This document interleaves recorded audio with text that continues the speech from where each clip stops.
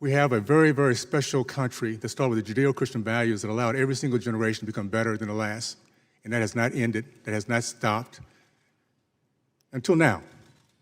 We're telling our kids a little bit something different, that they don't have the opportunities that we had. I'm going to talk about some ideologies. And when I talk about them, I'm not talking about people. People change. I used to be a Democrat until I did my history and found out the misery that party brought to my race. So when I talk about these ideologies don't change, people do. We are fighting for the heart and soul of our nation against socialism, Marxism, and the evil that it has brought to us in the stealing of our history.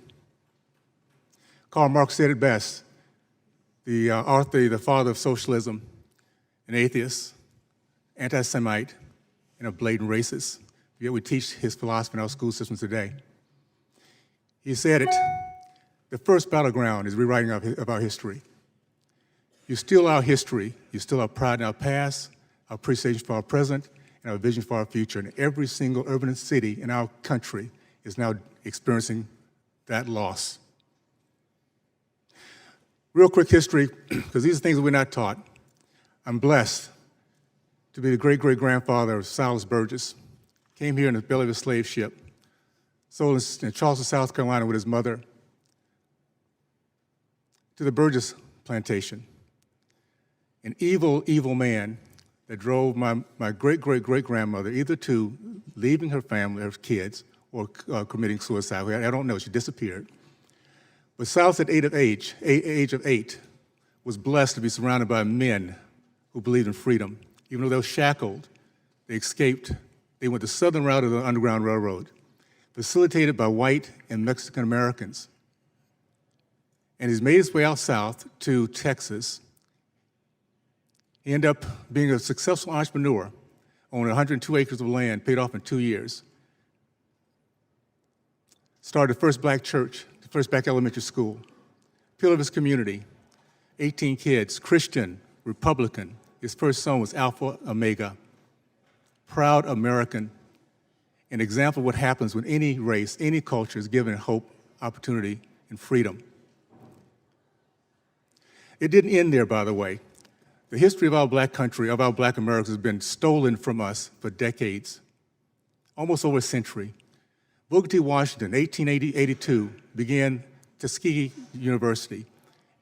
By 1905, it was producing more self-made black millionaires than Harvard, Yale, and Princeton combined. The 40s, 50s, and 60s, it was a black community that led our country in the growth of the middle class, led our country in terms of the men committed to marriage, over 70%, now it's 30%.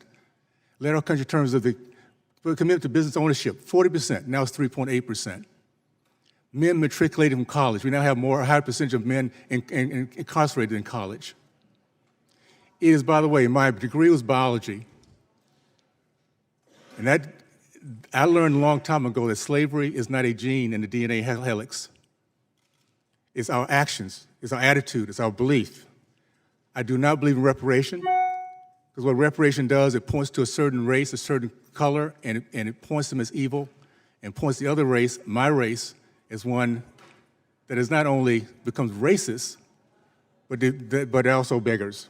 I do believe in restitution. Let's point to the party that was part of slavery, KKK, Jim Crow, that has killed over 40% of our black babies, 20 million of them. State of California, 75% of our black boys cannot pass standard reading and writing tests, a democratic state. So yes, let's pay restoration. Let's pay restitution. How about a Democratic Party pay for all the misery brought to my race? And those, after we learn our history, decide to stay there, they should pay also, they're complicit. And every white American, Republican or Democrat, that feels guilty because of your white skin, you should need to pony up also. That way we can get past this reparation and recognize that this country has given us greatness. Look at this panel. It doesn't matter how we think. The fact is, well, it doesn't matter our color.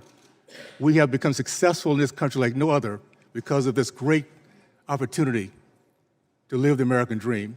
Let's not steal that from our kids by telling them they can't do it.